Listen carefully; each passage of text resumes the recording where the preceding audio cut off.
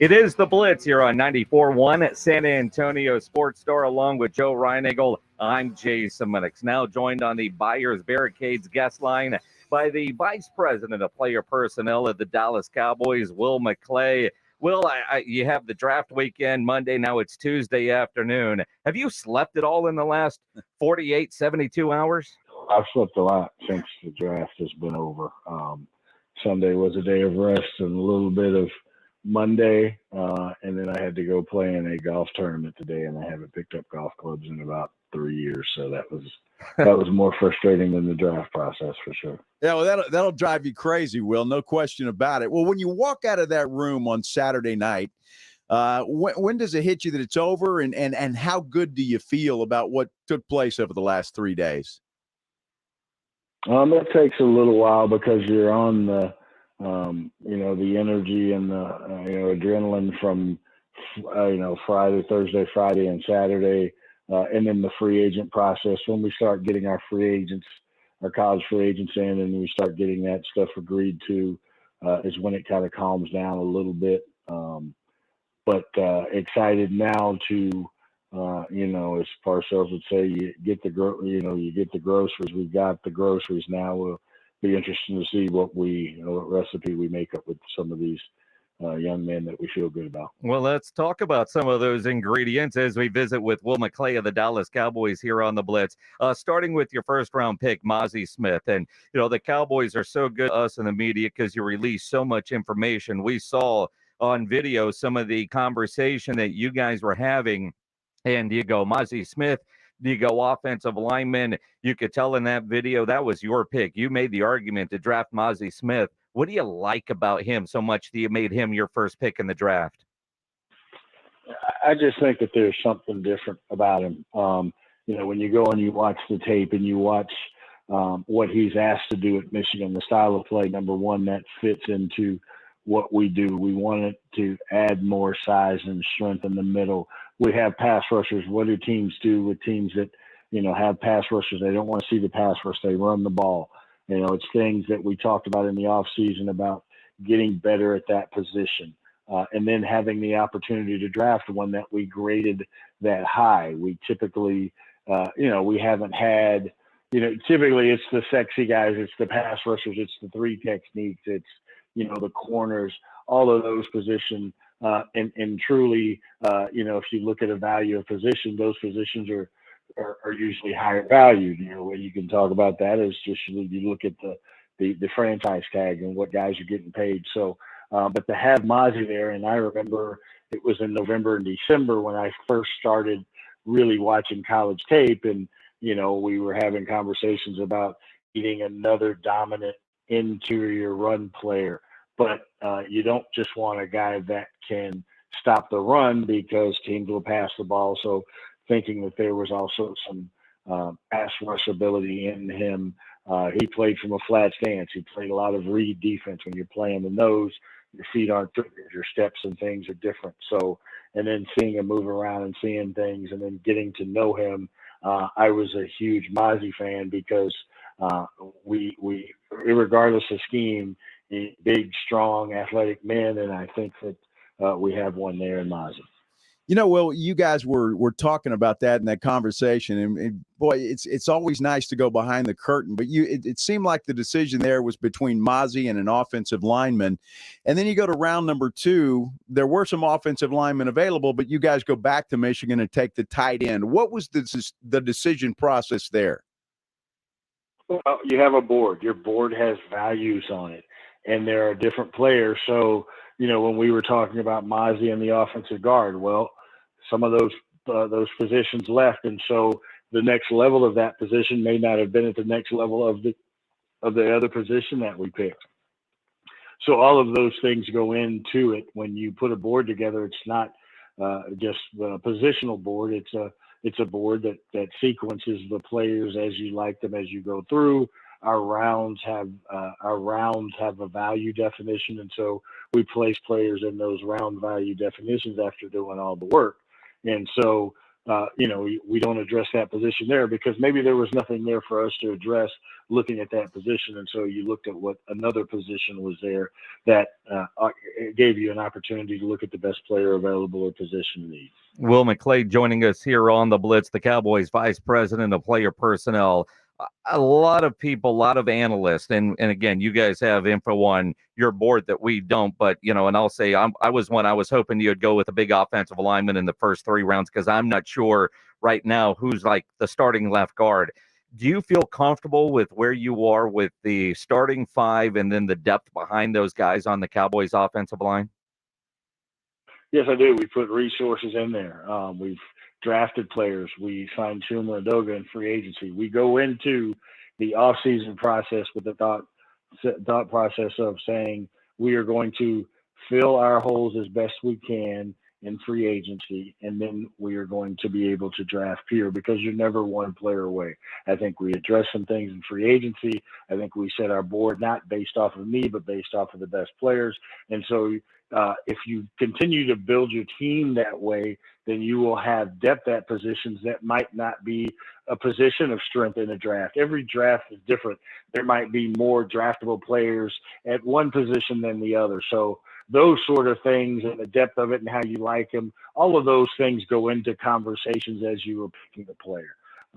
So that's how that whole thing unfolds. It's not just Mel Kiper saying, I think they should pick this guy right here because I said so. Well, there's a lot of information that those people don't have.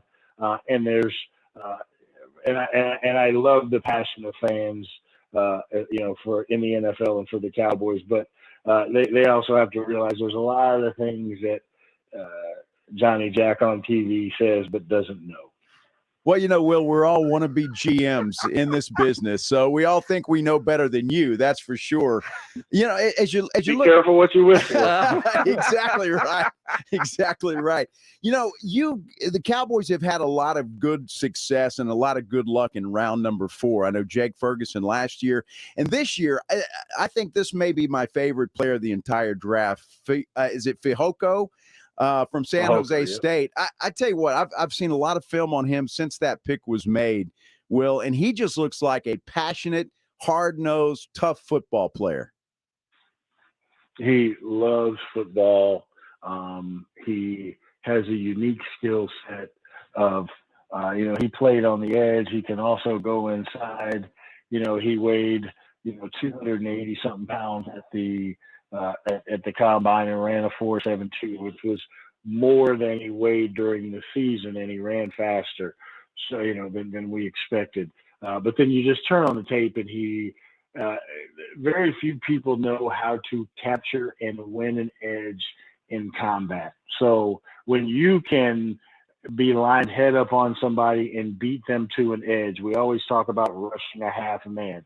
If you go a whole man, that doesn't make a lot of sense.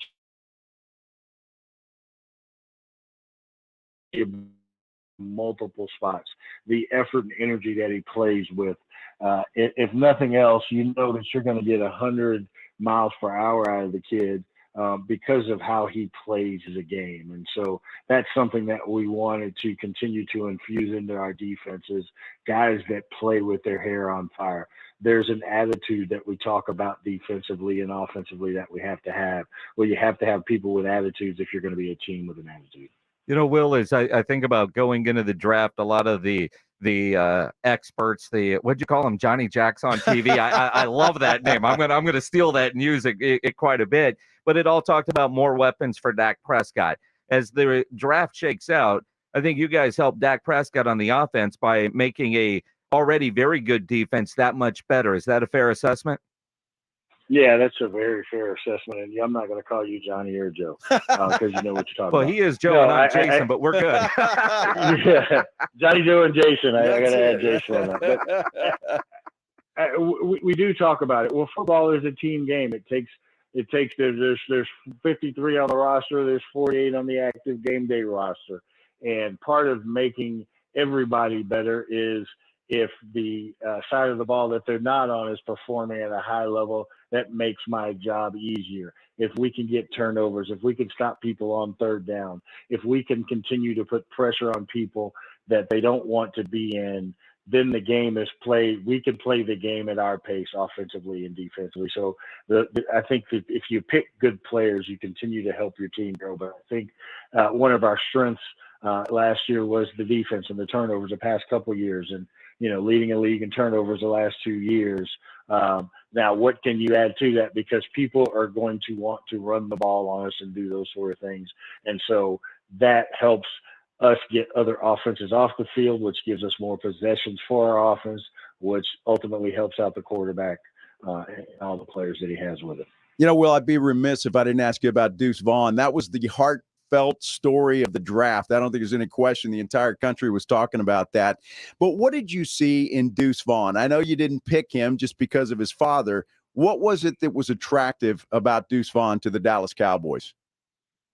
I said this in the press conference, and yeah, it's a feel-good story and everything, but he wouldn't have got drafted if he wasn't a very, very good football player, and that value that we placed on him was there, and just he's done it at the Big 12 stage when people have doubted him, and I love those people that overcome doubters because that becomes part of their DNA.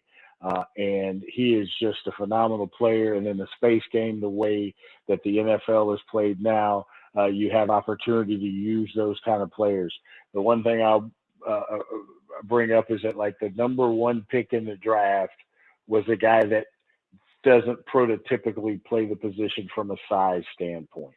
That's what, the pundits and everybody said. But there's a certain level of expertise that you get at functioning and playing at a high level with the skill set that you have, that's going to transfer, because he's been small his whole life and he's figured out how to be a giant amongst giants. And that moment was one of the greatest moments that I've ever been involved in not only sports, but in life. And to see grown men have a passion for the father, the son's ability and what he can bring to a team, it was a very, very genuine, and surreal moment. It certainly was incredible to watch it. I can only imagine what it was like inside the room as we visit with Will McClay of the Dallas Cowboys. You guys have earned the trust over your drafting the last couple of years, so it doesn't matter what the guys on TV or the fans think. When it's all said and done, trust the draft board and the guys that are putting it together, and that is you for the Dallas Cowboys. And as busy as you are, Will McClay, certainly appreciate you taking some time to join us on this Tuesday afternoon. Thank you guys very much. Appreciate it. Will McClay, Cowboys Vice President of Player Personnel, on the Buyers Barricades guest line. Buyers Barricades provides traffic control, rental, and sales for San Antonio and beyond.